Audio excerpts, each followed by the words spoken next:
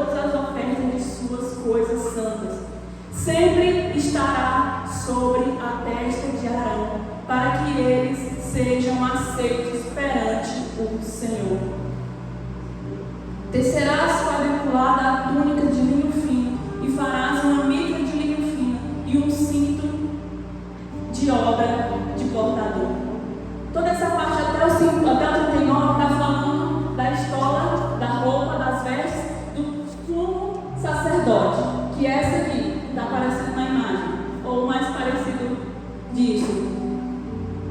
No 40 vai falar sobre as vestes do sacerdote, que aí no caso aqui seriam que são os filhos de Arão. 40. Para os filhos de Arão farás túnicas e cintos e tiaras, falarás para a glória e ornamento, e com isto vestirás Arão, teu irmão, bem como seus filhos, e ungirás e consagrarás e santificarás para que me oficiem como sacerdotes.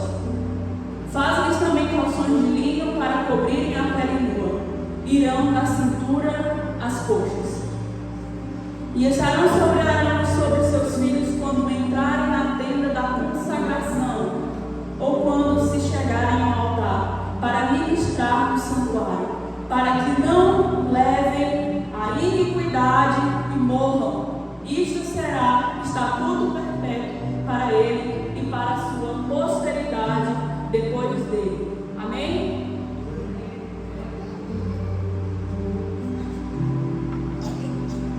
Vocês compreenderam o zelo com que eles tinham que ter nessa preparação? O zelo com que essas vestes foram feitas, que não foi algo aleatório, que foi algo preparado, que foi algo instruído, e que tudo isso servia para que esses sacerdotes se apresentassem dignamente diante de Deus. Porque se ele errasse, por pouquíssimo que fosse, o que aconteceria com ele? Ele seria fulminado, ele morreria.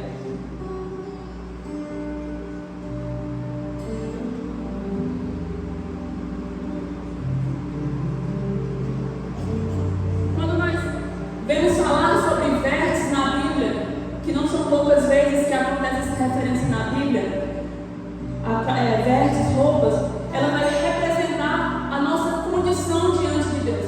Então, a partir de agora, toda vez que você vê a palavra vestes, roupas, vestimenta na Bíblia, que o Espírito Santo traga à sua memória que Deus está querendo falar da sua, da minha, da nossa condição diante dele. Vocês conseguem compreender?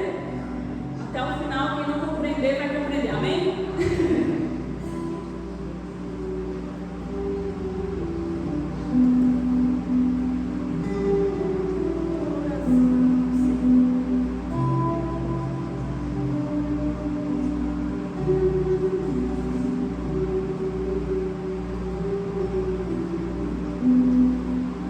Nós estamos entrando agora em algumas referências para entendimento. Eu peço que os irmãos abram suas Bíblias no livro de Isaías. Isaías 61.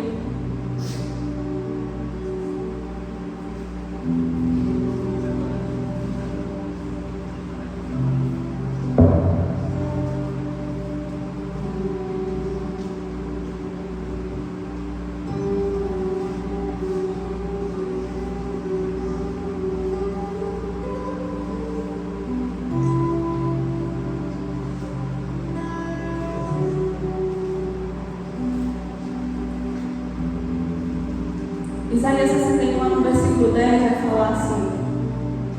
Depois nós vamos voltar nele também, mas para outro ponto. Isaías 61, 10. Regozijar-me-ei muito no Senhor. A minha alma se alegra no meu Deus, porque me cobriu de vestes de salvação e me envolveu com um manto de justiça, como um noivo que se adorna de turbantes, como um noivo que se enfeita com as suas joias.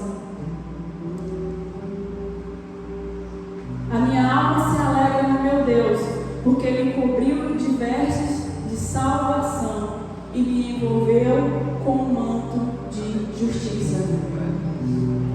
Amém, Jesus. Glória a Deus.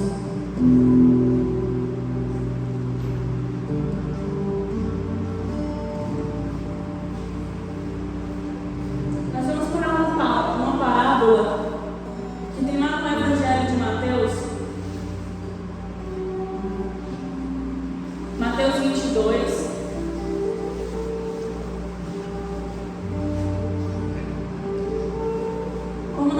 estamos aqui em Isaías de veste nupcial, nós já vamos lá para essa parábola de Mateus.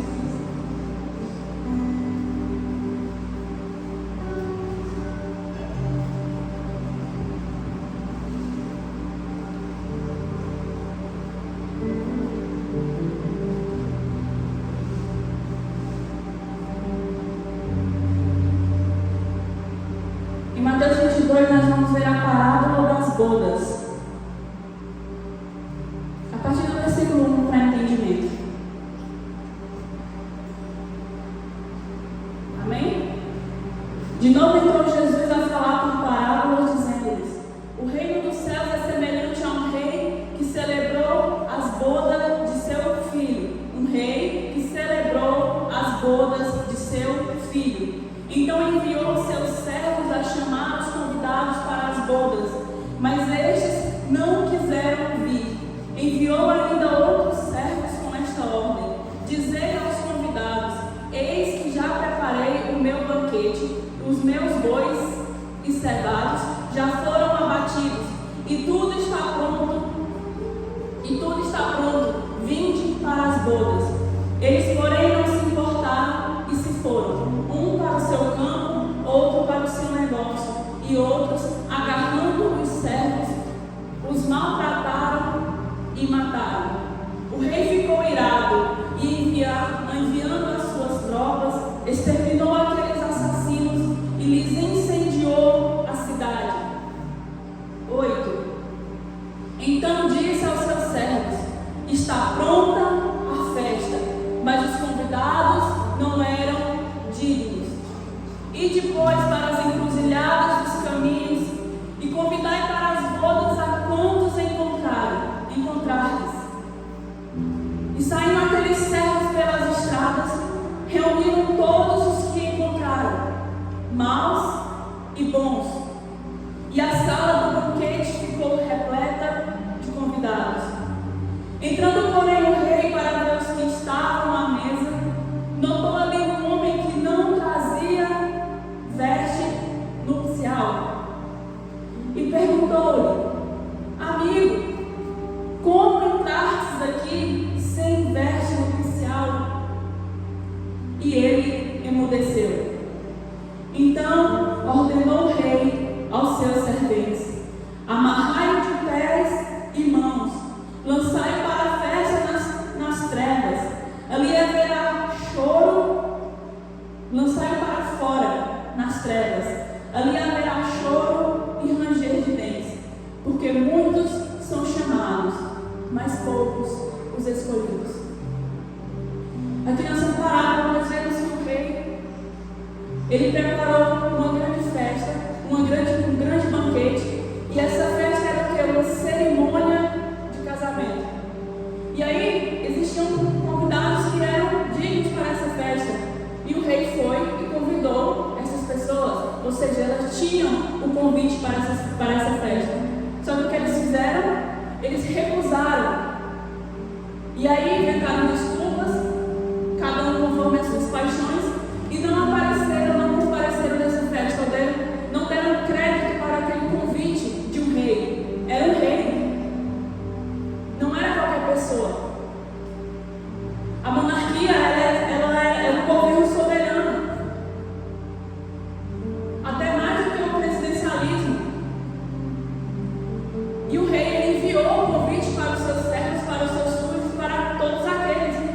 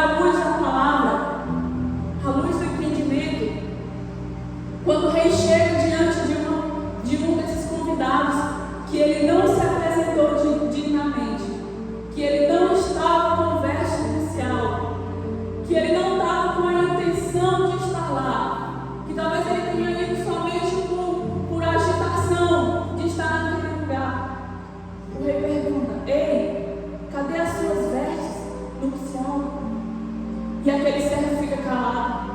Ele não tem resposta para aquilo. Vocês conseguem entender o quanto as vestes são importantes para que nós nos apresentemos diante de Deus?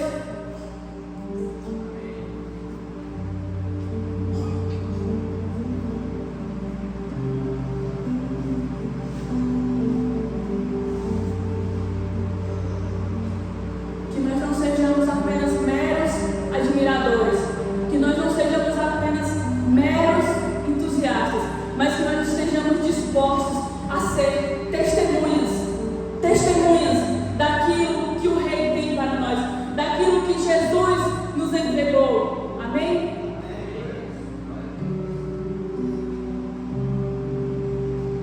Muitas vezes também, quando nós ouvimos falar de vestes na Bíblia, nós vemos sempre que muitas vezes aparece um paralelo entre velho homem e novo homem. E ela sempre vai falar do velho homem com as suas concupiscências, as suas paixões, os seus desejos da alma, os seus desejos da carne. Só que logo depois, sempre nos versículos seguintes, ele vai falar: mas vós vos revistas do novo homem. Amém?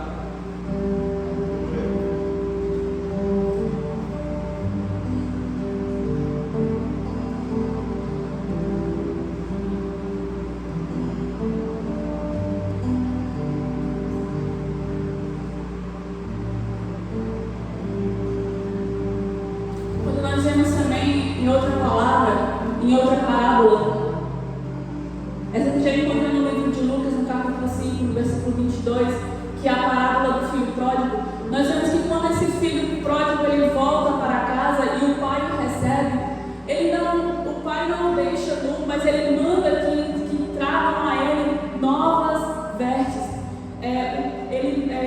O pai manda que tragam sandália para os seus pés, manda que tragam anéis para os seus dedos, para que ele pudesse se apresentar diante do pai dignamente. Novas vestes.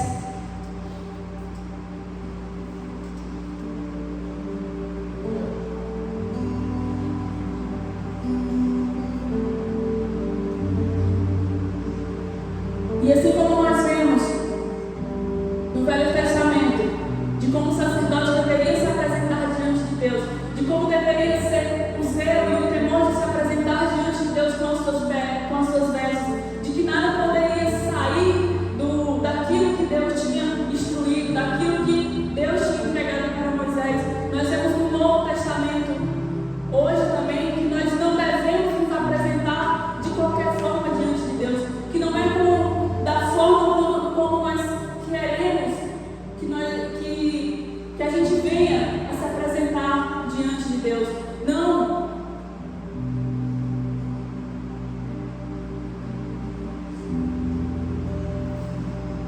Porque se hoje nós temos entendimento de quem é o nosso sumo sacerdote, se hoje nós temos entendimento de que Jesus é o nosso sumo sacerdote, de que Ele nos deu o livre acesso do Pai, que hoje nós não precisamos de outro intermediador a não ser Jesus Cristo para que nós venhamos adentrar nos santos dos santos.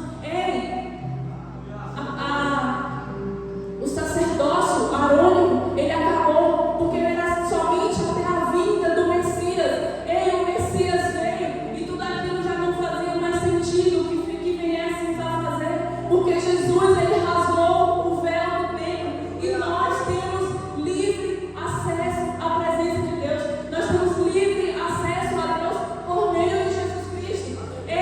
O que a palavra está dizendo é que se não, Ele é o nosso sumo sacerdote, isso quer dizer que nós somos sacerdotes.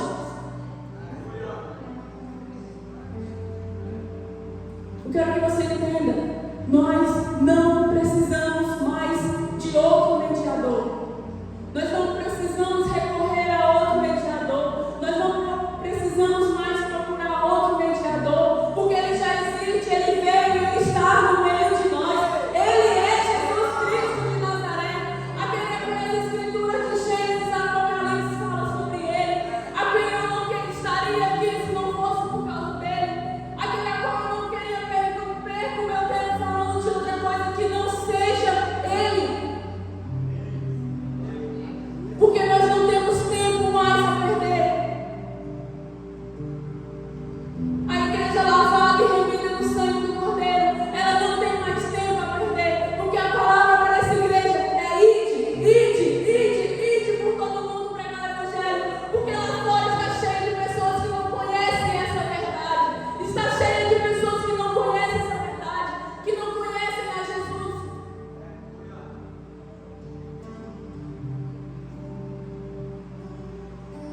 que o papel da igreja, coloca na sua cabeça. O nosso papel como sacerdotes é irmos e apresentarmos esse Jesus. Porque foi isso que nós recebemos dele, por meio dele. É para isso que nós estamos sendo aperfeiçoados.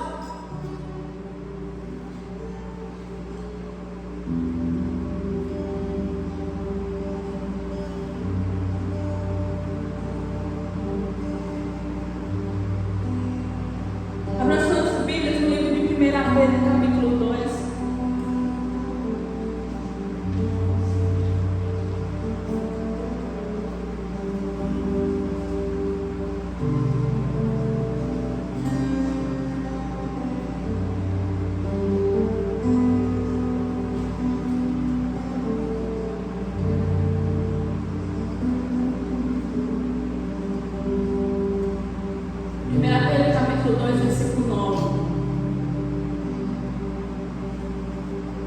Vai dizer o seguinte: vós, porém, sois raça eleita,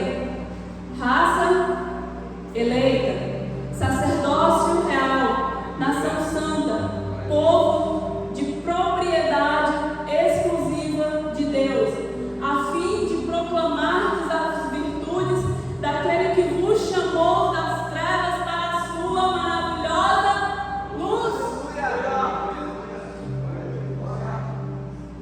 Ei, você que está em Cristo, você não é mais qualquer pessoa. Você não é mais qualquer um. Tome posse dessa palavra. Tome posse dessa palavra que Pedro deixou para nós. Essa inspiração que ele recebeu.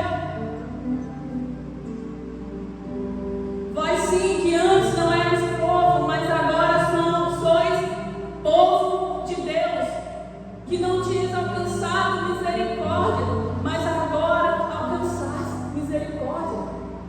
Grifa essa palavra na Bíblia de vocês para que vocês não esqueçam. Sacerdócio real.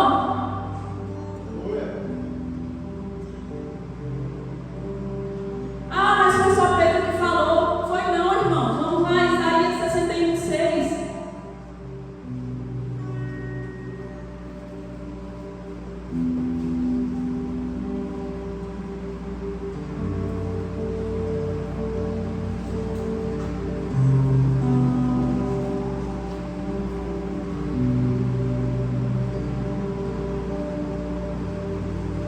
Isaías 61:6. Mas vós sereis chamados sacerdotes do Senhor, e vos chamarão ministros de nosso Deus.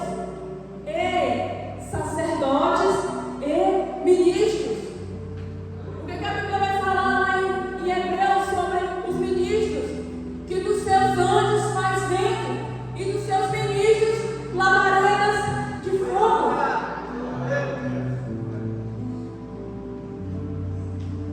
O autor de Hebreus, quando ele escreve essa carta de Hebreus, ele está fazendo referência de um salmo que tem lá, um salmo, se eu não me engano, é o 110 ou 104.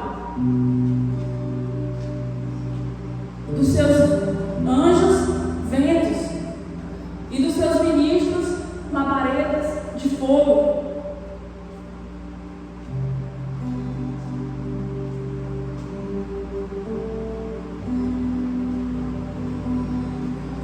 Ah, mas ele está lá em Pedro, está lá em Isaías, em Apocalipse também, irmãos. Apocalipse, no capítulo 1, versículo 6.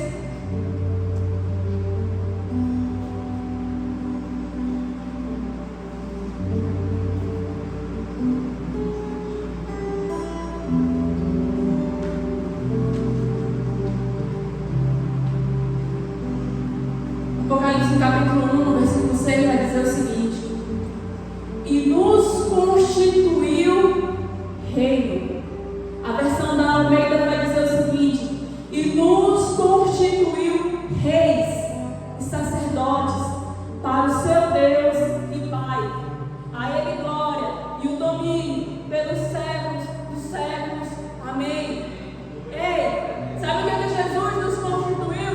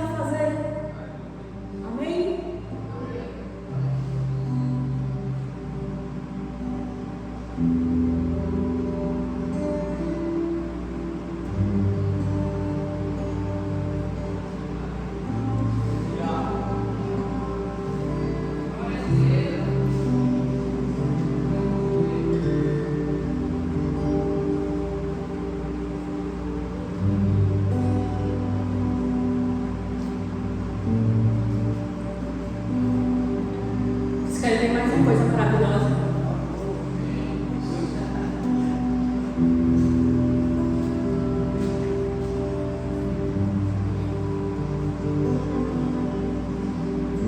Lá no livro de Efésios,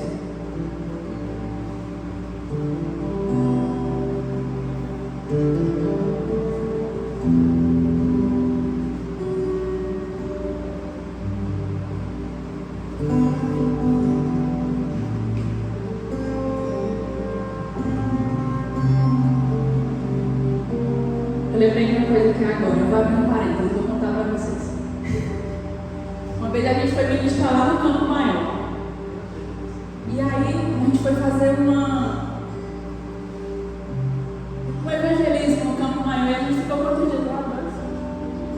2 dias no Campo Maior. Nós fomos tomar de conta de um território de uma igreja que tinha lá naquele lugar. E Campo Maior era ali próximo. Você tem um amigo do Campo Maior que esteja nos acompanhando na live? Deixa aí o seu deixa aí o seu like. É ali perto de Paraíso, depois de entre Piu e Muguiru, né? É ali para aquela banda ali do Paraíso. Tem um povoadozinho lá. E lá nesse povoadozinho tem um remanescente, tem um povo que deu lá naquele lugar.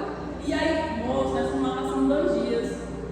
Deus entregou tanto para aquele povo, graças a Deus por isso. Muitas profecias nós precisamos voltar naquele lugar, porque o que Deus fez naquele lugar através de nós foi um divisor de águas. Isso já tem quantos anos, José? Tu lembra, cara, mais ou menos? Ela era pequenininha, deve ter. Isso, quase 6 anos. 5 a 6 anos, mais ou menos. Mas até hoje, quando nós vamos nos reunir, as pessoas que foram para falar do Campo Maior, irmãos, é unânime. Foi inexplicável o que Jesus fez naquele povoado através das nossas vidas. Foi inexplicável o que Deus fez através das nossas vidas.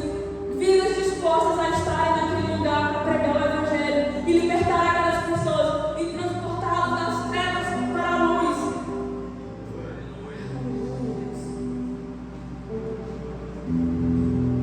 E aí lá no dia eu fiquei com a ministração como se fosse da escola dominical, do domingo pela manhã, porque nós fizemos vários cultos. E eu fiquei com o domingo de manhã, que era um culto mais de estudo, né? E o domingo de manhã, esses cultos de manhã, eles são mais intimistas, eles são mais, como posso dizer? É mais aconchegante você ministrar no domingo pela manhã. Assim, né? Eu pelo menos acho, eu não sei vocês, que eu acho chamado de vocês, mas o meu eu acho mais, eu fico mais à vontade nesse momento. É como eu falei quando você está no retiro. Como é gostoso você estar no retiro, ou você está no sós com Deus, e você passa aquela noite quando você chega. E aí quando chega amanhã, no dia seguinte, que você acorda assim no meio daqueles irmãos, você fala, caraca, eu não estou sozinho. Olha o tanto de gente fazendo isso aqui também. Você fala, não, às vezes até que sofri um pouco, não dormi bem, mas olha o tanto de gente que também não dormiu bem, e aí você se alegra por aquilo, e você vai para aquela adoração, você já acorda disposto para aquilo que você tirou para aquele momento.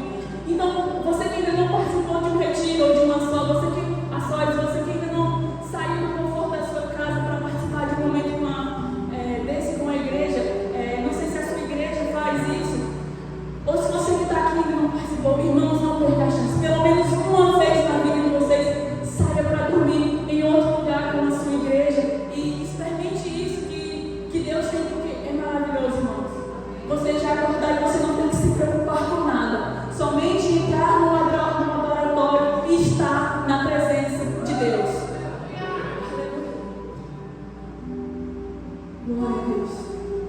Mas eu queria falar do Campo Maior, não era isso não, era outra coisa. Eu estava procurando aqui o livro de Efésios e eu não estava encontrando. E aí, eu lembro que no Campo Maior eu estava pregando sobre Isaías 6.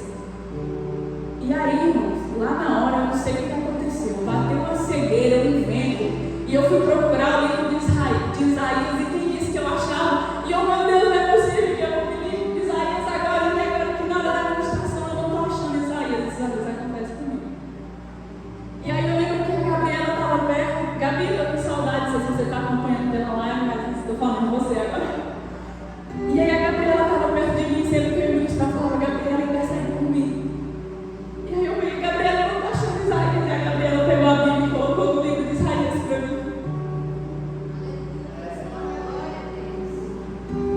Ei, irmãos, tem coisas que não tem como a gente fazer sozinho.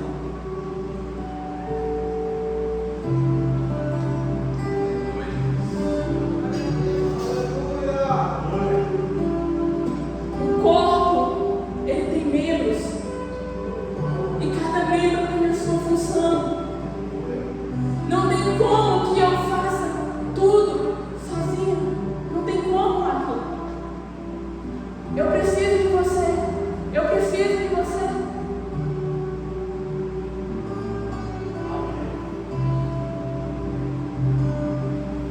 Aquele momento, graças a Deus, a Gabriela estava por perto, porque já estava chegando naquele momento no ápice da revelação daquilo que Deus tinha entregado e que entregava para o seu povo. Michael e eu não estava encontrando Isaías. Mas graças a Deus foi resolvido. Amém? A palavra foi entregue. Amém. E como foi falado lá, que ela tenha caído em terra fértil e que ela continue a dar frutos. Aleluia.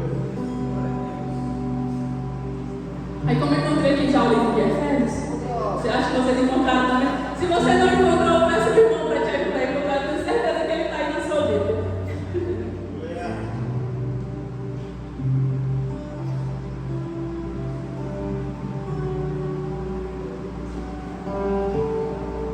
Nós vamos ler o capítulo 1 e o versículo 19 até o 23 para entendimento, e depois nós vamos lá para o capítulo 2.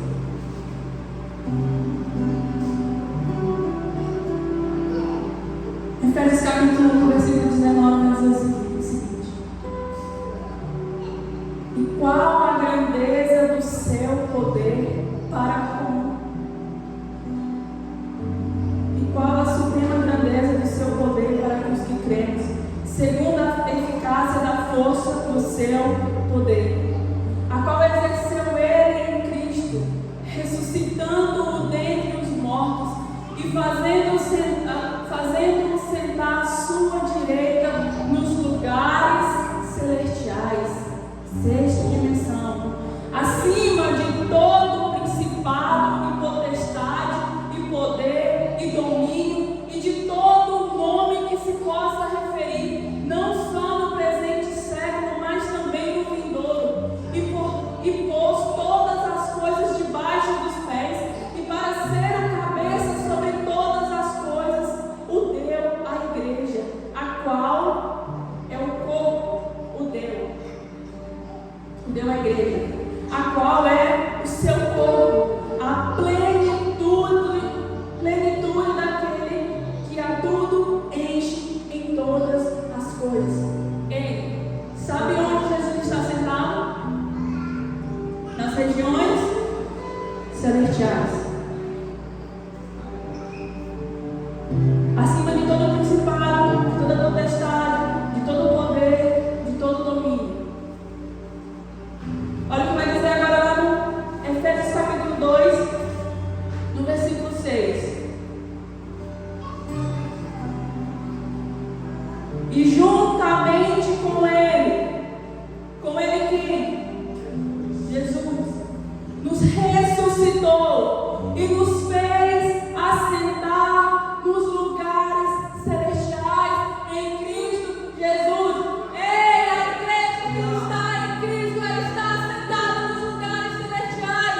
Ei, nós somos chamados para dominar sobre principados e potestades, porque nós temos o governo em nossas mãos. Nós recebemos este governo, nós recebemos o reino.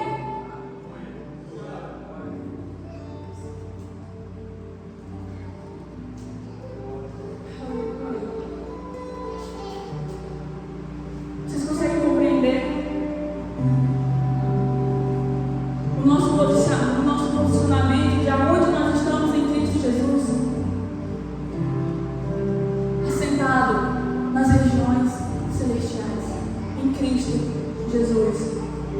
Que nós venhamos a exercer esse governo, que nós venhamos a exercer essa adoração que nos foi confiada como sacerdotes, em que nós venhamos nos apresentar dignos das nossas vestes, dignos de estar na presença do Rei.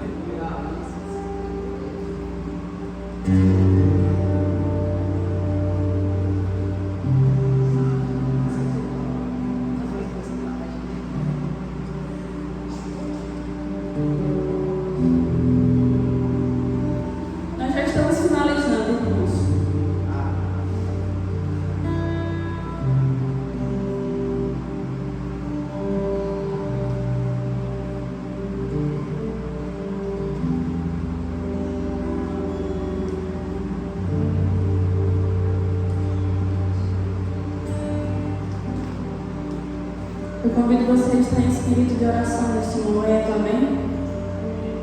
Não perca o foco, não se disperse. Não deixe que aquilo que Deus tem para você nessa manhã que venha a ser roubado, que venha a ser tirado de você, mas tome posse. Repreenda nesse momento qualquer coisa que tenha que tirar do seu foco, a sua concentração dessa palavra.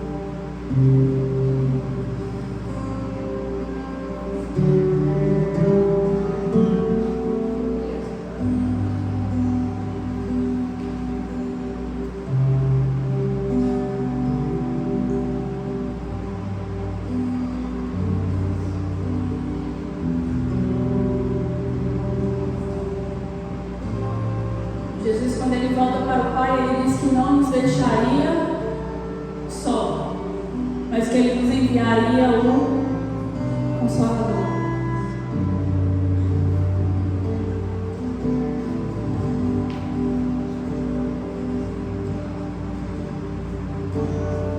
Vai em Lucas no capítulo 24, versículo 49.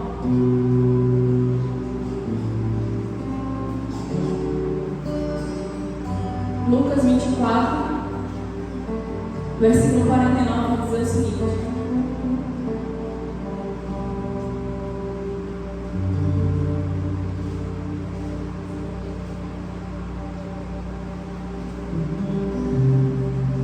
amém? Eis que envio sobre vós a promessa de meu Pai. Permanecei, pois, na cidade, até que do alto sejais revestidos de poder. Até que do alto sejais revestidos, vestidos de poder. Lá em Atos, no capítulo 1, versículo 8, Atos dos Apóstolos.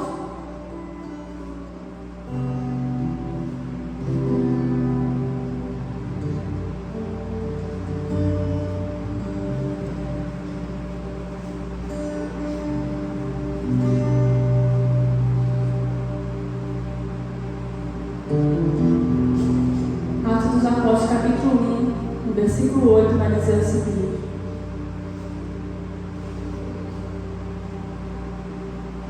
mas recebereis poder. E Lucas vai dizer que nós seríamos revestidos de poder. E nos Atos dos Apóstolos vai dizer: mas recebereis poder ao descer sobre vós o Espírito Santo, que serei minhas testemunhas, tanto em Jerusalém como em toda a Judéia e em Samaria e até os confins da terra. Ei, se Jesus não fosse, não teria como ele enviar o Espírito Santo, o Consolador, o nosso Senhor, a nossa marca.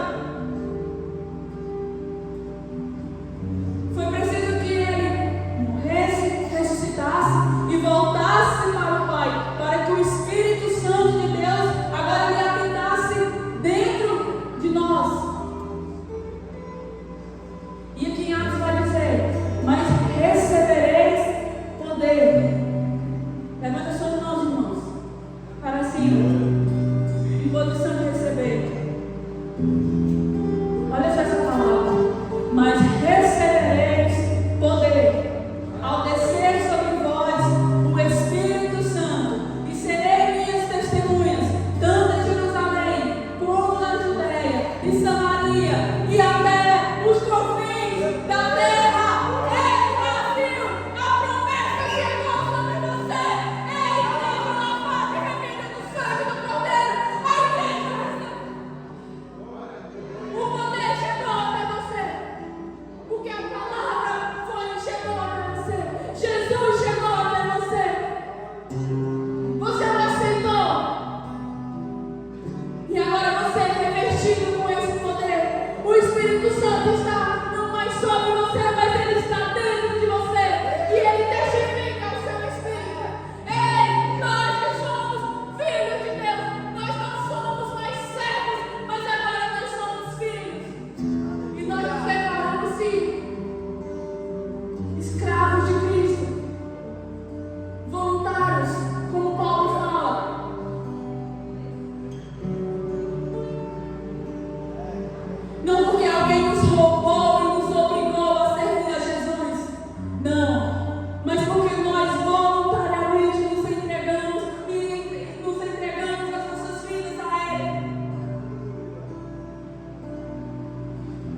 Ah, Deus, é tudo sobre Jesus.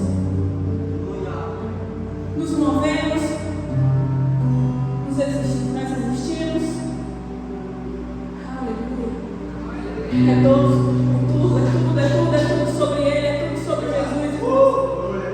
É Gênesis, Apocalipse. De Apocalipse a Gênesis. É tudo sobre Jesus. Ei, olha que coisa maravilhosa. Quando Isaías tem a visão do trono, quando Isaías tem aquela maravilhosa visão sobre o trono, esse livro foi escrito mais ou menos, ele exato uma data de 700 anos antes de Cristo. 700 anos antes de Cristo, Isaías teve a visão.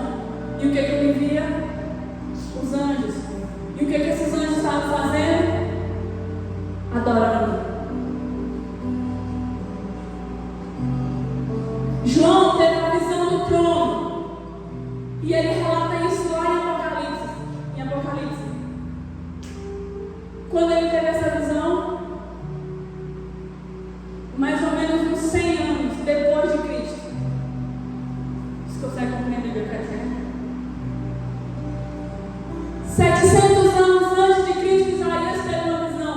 Mais ou menos 6 anos depois de Cristo, João teve praticamente a mesma visão. Ei, num espaço de 800 anos. E até hoje, mais de 2024 anos depois de Cristo, o que está acontecendo? O céu está em constante adoração, dizendo: Santo, Santo, Santo, aquele que era, e aquele que há de vir. Se coloque de pé, igreja, se coloque de pé.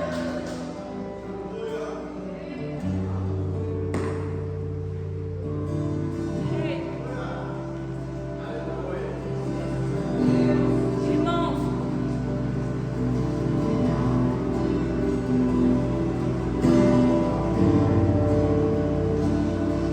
só de uma visão para outra, nós podemos contar aproximadamente 800 anos. 800